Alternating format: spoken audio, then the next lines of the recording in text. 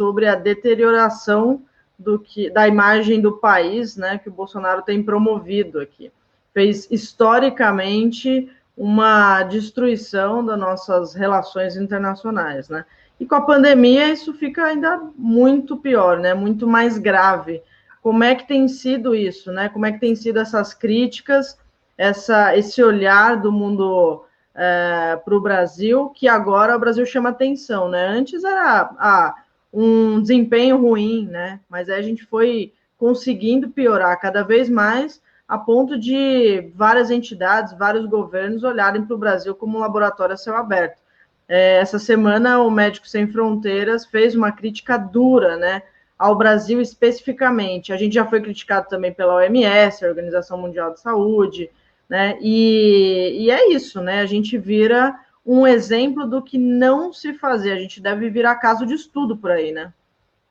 Pois é, o Brasil vem sendo apontado já há algum tempo, Gisele, como o país que pior administra a pandemia do coronavírus. Não? Quer dizer, o Bolsonaro é visto como o inimigo público número um. E por quê? Porque não é apenas uma questão, ele vive falando aí que cada um faz o que quer e se ele quiser usar máscara, ele usa, se ele não quiser, ele não usa, não sei o quê, porque ninguém tem nada a ver com a vida dele. Não? A coisa não é assim. Não? Porque ou o mundo inteiro combate essa pandemia e consegue chegar à imunidade global, ou não haverá solução. Não? Quer dizer, a vacina é uma solução intermediária, é uma meia solução para que se chegue à imunidade total. Se um país não chega à imunidade, se um país ao mesmo tempo é palco de novas variantes, então o que acontece? O mundo inteiro sofre, porque não existem mais fronteiras que são absolutamente fechadas. Isso não existe mais nos nossos dias. Não? Então, basta uma pessoa, uma única pessoa, atravessar a fronteira, não? Que a pandemia chega do lado de lá.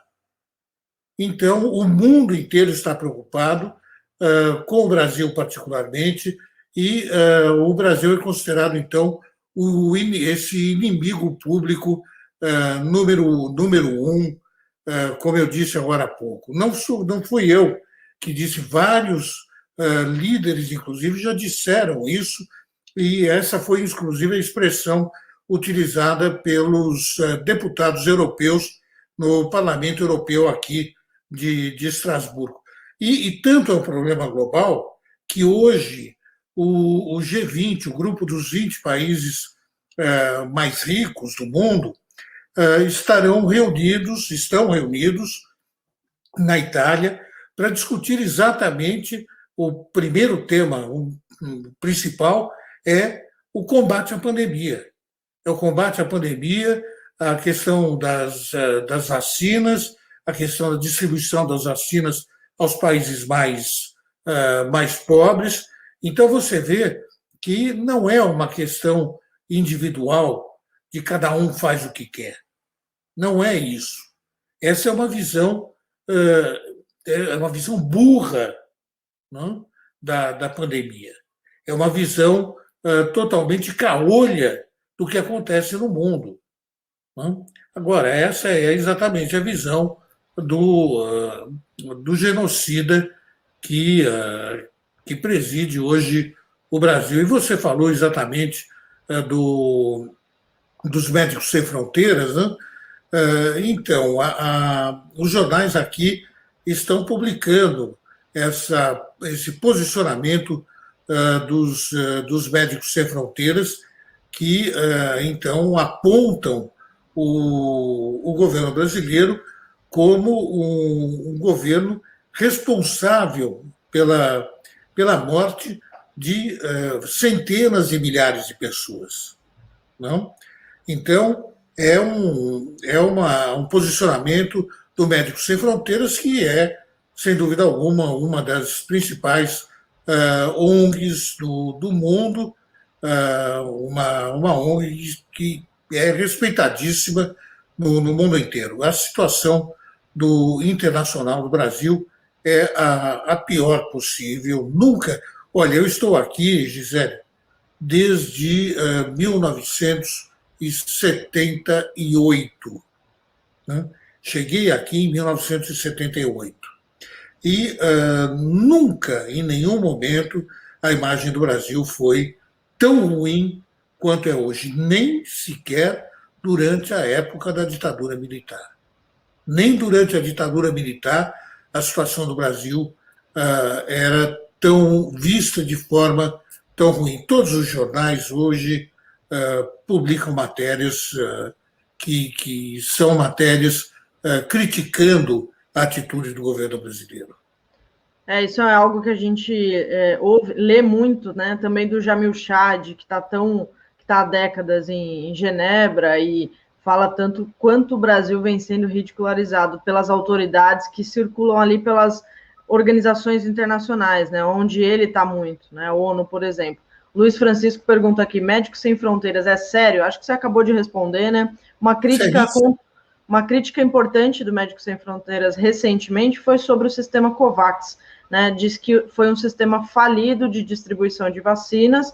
Não foi a única organização que criticou, a própria OMS também fez duras críticas aos países ricos, né? Porque criou-se um sistema para que países pobres tenham acesso a mais vacinas, mesmo sem ter condições de comprar, e aí a gente viu o que acontece normalmente no planeta, né? É a reprodução da desigualdade social, né? Não tinha como ser diferente. Por que os países ricos vão querer distribuir vacinas igualmente para o mundo, né, do que em relação às suas nações? Eles compram primeiro 3 doses para a sua população, né, 200% de capacidade de vacinação para o seu território, e depois, se sobrar um troco, eles vão lá e colocam no sistema. Então, viu-se que foi uma grande falência, né, esse sistema de distribuição, uma falência do capitalismo, e o Médicos Sem Fronteiras fez uma grande crítica a isso também. Aliás, com relação à COVAX, é preciso lembrar que os países pobres tinham escolha, né, lá para trás, no início da pandemia, de quantos por cento da sua população gostariam de ter em número de vacinas. Né? Em princípio, até 50%, os países tinham condições de optar por 50% de sua população em vacinas fornecidas pela COVAX. Né? COVAX, que, então, através da OMS. O Brasil, na época, então, foi procurado e foi proposto ao Brasil que optasse por 40% da população. Então, que, através desse sistema, 40% da população pudesse vir a ser vacinado. O que fez o genocida? Ele disse: não, eu não quero que 40%. Isso é bobagem, isso é loucura. Não? Ele é antivacina, ele é negacionista. Então ele disse: olha, para mim, 10% basta. Não?